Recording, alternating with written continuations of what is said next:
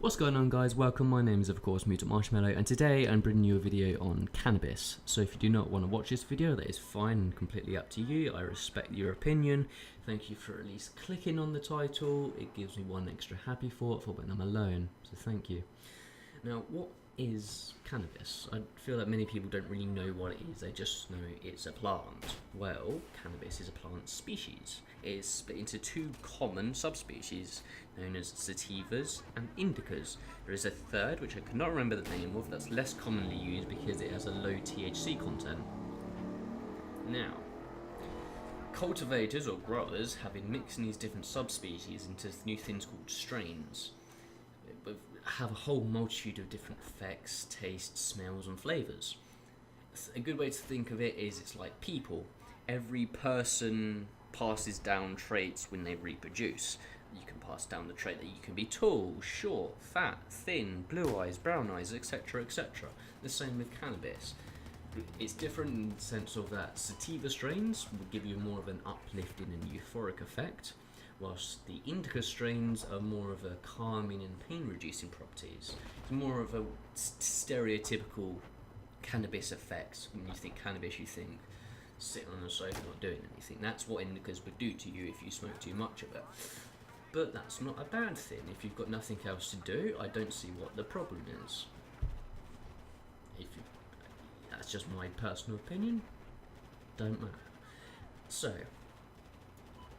popular strains in the UK include skunk number 1, cheese, and lemon haze. And there's many, many more, but these are the most popular ones in the UK from my understanding. Now, cannabis is legal in 25 of the 50 United States. That's half of it, which is brilliant. That's from 96 onwards, 25 states have legalized. That's brilliant. And now we've got Colorado, Washington, Alaska, and now Oregon legalizing the recreational market. So anyone over the age of 21 can purchase cannabis and cannabis products. And before you think, oh, that's a terrible idea, you just sell drugs on the streets. No, that's not how it works. They call it the seed to sale process, where they track every plant from the moment it's planted to the moment it's sold. So they know who it's been sold to, how much it is, and the tax and everything. And they have made $1 billion in the first year on tax sales alone. What state is it? Colorado. Colorado made $1 billion in tax revenue for legalization of cannabis in the first year alone. $1 billion. That's a lot of money into the local economy. Why can't we have that in England? That will save our economy. Without doubt, so many people smoke it in the UK. Over 1 million people smoke it. But it's illegal. Now, I want to tell you a story about a little girl called Charlotte Figge. She's an American girl born with a rare type of epilepsy called Dravet syndrome. She had a first seizure at 3 months old, which led on to her having up to 300 seizures a week, which was obviously having a huge effect on her development. In fact, she had a twin sister who was born without any abnormalities and was developing fine.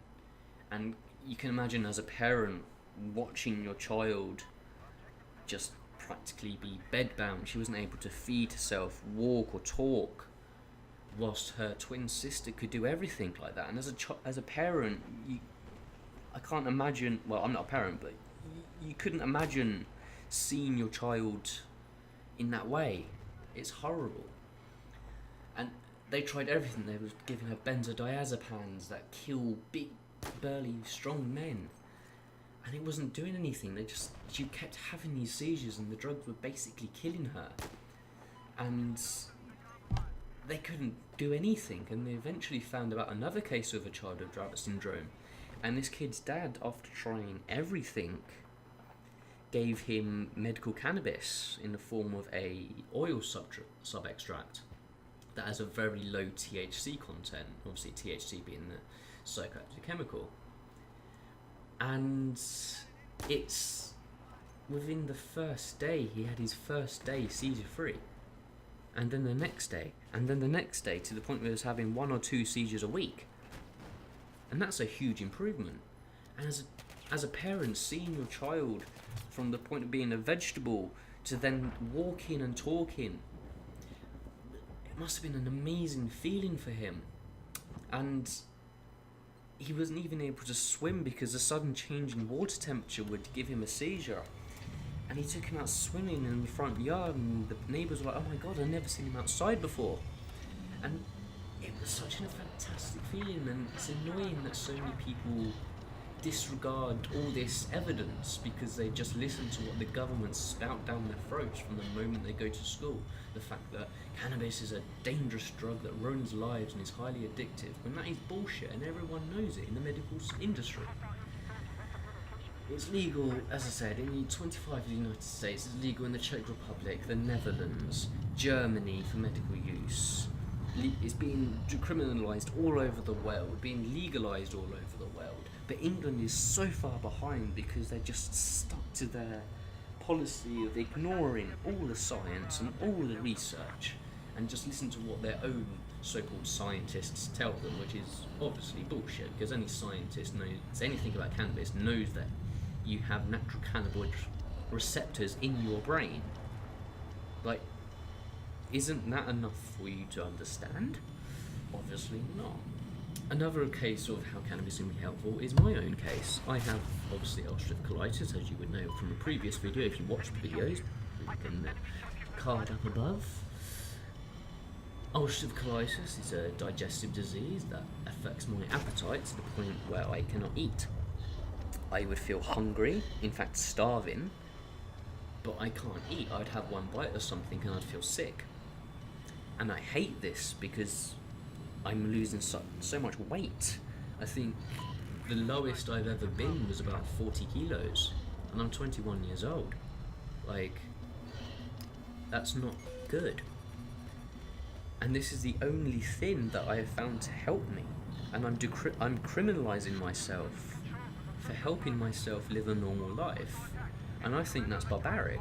The fact that I'm a criminal for allowing myself to eat and have a better mental state, because I'm a lot happier even when I'm not smoking, because I realise I have something now that can actually help me.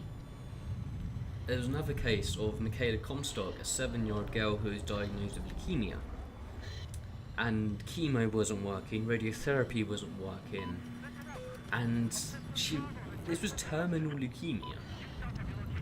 After trying everything, her parents gave her medical cannabis in the form of a very high THC content oil, because the American government admitted that THC kills cancer cells. And after only 6 days of cannabis oil, she was announced to be in remission. 6 days, only cannabis oil. After trying all this other medication, all these weird diets, nothing worked. They gave her cannabis oil, and 6 days later she was in remission. Why do you ignore this? Why do people ignore all the evidence that we put out there for people? I will put as much resources as I can in the box down below. Please research cannabis before you make an opinion on it, because I feel that many people just turn a blind eye to it and ignore all the positive about it, because I just think that it's just lies when it's really not. I can assure you it's not. I've seen it improve people's lives, and I hope that one day we can have everyone in the world have access to this plant, because it grows anywhere. I mean, it can grow outside. You don't need people lights as many people say you do. Like, that's just to make it grow bigger and faster. It grows just fine without human intervention. That's why it's called weed. But thank you for watching. Don't forget to like, comment and subscribe, and peace out.